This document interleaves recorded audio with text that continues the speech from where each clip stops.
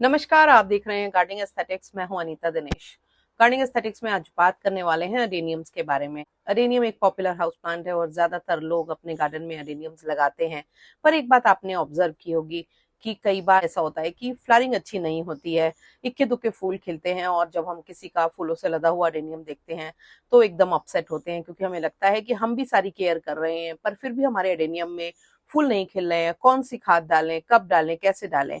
पर यकीन मानिए, अडेनियम में फ्लावरिंग में खाद का या फर्टिलाइजर का यूज सबसे लास्ट हथियार है, क्योंकि अडेनियम के लिए कुछ एक बातों का अगर आप ध्यान रखें, अडेनियम में जम करके फूल खिलेंगे। और आज के वीडियो में मैं आपको बताऊंगी कि कौन सी ऐसी चीजें हैं, कौन सी ऐसी गलतियां हैं जो हम करते हैं जिससे हमारे अडेनियम में जो फ्लावरिंग की प्रक्रिया है वो बहुत स्लो होती है, थम जाती है या बिल्कुल भी नहीं होती है।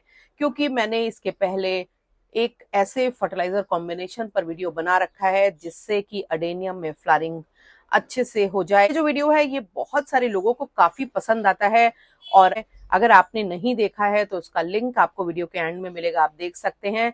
और ये एक आखिरी हथियार है कि अडेनियम में सारी प्री रिक्विजिट्स अगर आपने पूरी कर ली हैं फिर भी फ्लावरिंग नहीं हो रही है, तो एक मैजिक फर्टिलाइजर कॉम्बिनेशन बहुत ही बेसिक है, सिंपल है। मैजिक इसलिए कहती हूँ क्योंकि 100% वर्क करता है, उसको यूज कर सकते हैं। अदरवाइज 5 बातों पर आप ध्यान दें। अगर ये 5 बातें आप ध्यान दे लेंगे तो आपके अडेनियम में अच्छी तादाद में फूल खिलने को कोई भी नहीं रोक सकता है, और बहुत अच्छे फूल खिलेंगे और जम करके फूल खिलेंगे। तो चलिए देर नहीं करते हैं, जल्दी से वीडियो को शुरू करते हैं। अडेनियम में फूल नहीं होने के जो मेरा अनुभव है उसमें 5 कारण समझ में आते हैं। पहला तो लोकेशन का गलत होना। आप खाद डाल दीजिए, आप पोटाश ऐड कर दीजिए, आप तमाम तरह की चीजें ऐड कर दीजिए, पर जब तक आपका प्लांट 6 से 8 घंटे वाली चटक धूप वाले एरिया में नहीं रखा होगा, आपके अडेनियम में भर के फूल नहीं आ सकते हैं। इसीलिए अक्सर वीडियो बनाने वालों के वीडियोज में भी आपने गौर किया होगा कि उनके अडेनियम में बहुत ज्यादा फूल होते हैं जिन्होंने अपने अडेनियम के प्लांट टेरेस पे रखे होते हैं, और उसका कारण है खुली पूरी धूप मिलना। तो इसलिए अगर आपने अपने अडेनियम को 3-4 घंटे वाली धूप की बालकनी में रख रखा है या ऐसी जगह रखा है जहां पर सीधी धूप नहीं आती है, तो सबसे पहला काम जो आपको करना होगा वो करना होगा अपने अडेनियम को सनी स्पेस में तुरंत ट्रांसफर करिए। क्योंकि अगर आप हजार जतन कर लेंगे पर आपका प्लांट सनी स्पेस में नहीं रखा है तो आपके अडेनियम में फूल नहीं आ सकते हैं, चाहे आप कुछ भी कर लें। दूसरी और बहुत इंपॉर्टेंट बात आपको ये ध्यान रखनी है कि जब भी आप अपने अडेनियम की कटिंग करें, और कटिंग करने के बाद उसमें पानी डालने की जो फ्रिक्वेंसी है वो बहुत कम कर दें। क्योंकि जहां आपने उसमें ज्यादा पानी डाला, पत्तियां पहले आने लगेंगी और फूल कम आएंगे। इसलिए कटिंग के बाद उनमें पानी डालना बहुत ही कम कर देना चाहिए, यानी कि 15 दिनों में एक बार आप उनको थॉरली वाटरिंग कर दीजिए, फिर 15 दिनों तक बिल्कुल भी मत कीजिए, ताकि आपके एडेनियम में पत्तियों से पहले बर्ड्स बनना शुरू हो। और जब पत्तियों से पहले बर्ड्स बनेंगी तो फूल ज्यादा तादाद में आएंगे।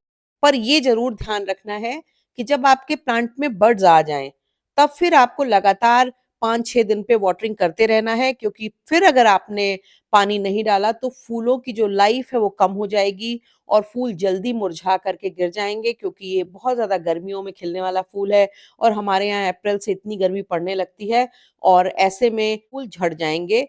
इसलिए तब पानी डालना है। पर जब तक कलियां बनना ना शुरू हो, जब कलियां बन जाएं, तब तक आपको बहुत कम उसमें पानी डालना है। तीसरी बात जो आपको बहुत ज्यादा ध्यान रखनी है कि अडेनियम में कभी भी कोई हाई नाइट्रोजन फर्टिलाइजर बिल्कुल भी नहीं डालना है। यानी कि बैलेंस क्वांटिटी वाले एनपीके 19-19-19 20-20-20 नहीं डालने हैं, और बहुत जल्दी जल्दी वर्मी कंपोस्ट, काउडंग, मैन्योर इस तरह के फर्टिलाइजर नहीं डालने हैं।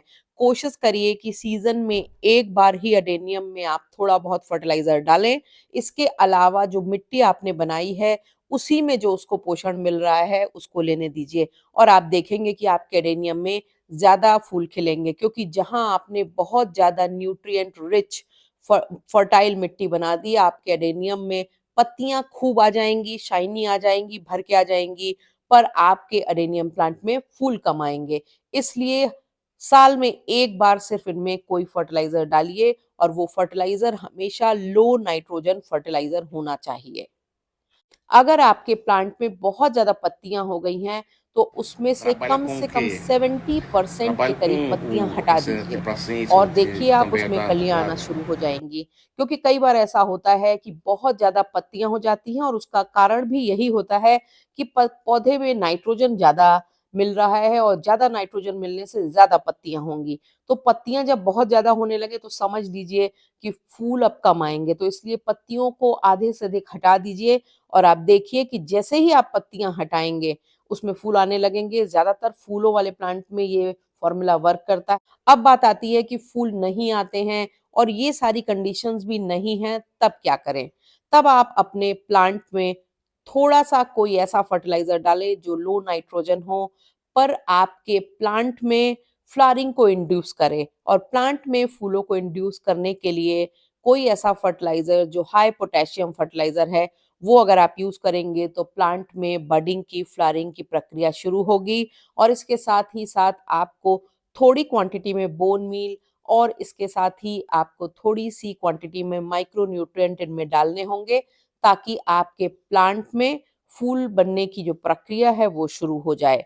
और इसके लिए भी आपको ध्यान रखना पड़ेगा कि ये भी जो चीज़ें हैं ये ज़्यादा क्वांटिटी में नहीं डालनी है, बहुत ही नॉमिनल डालेंगे।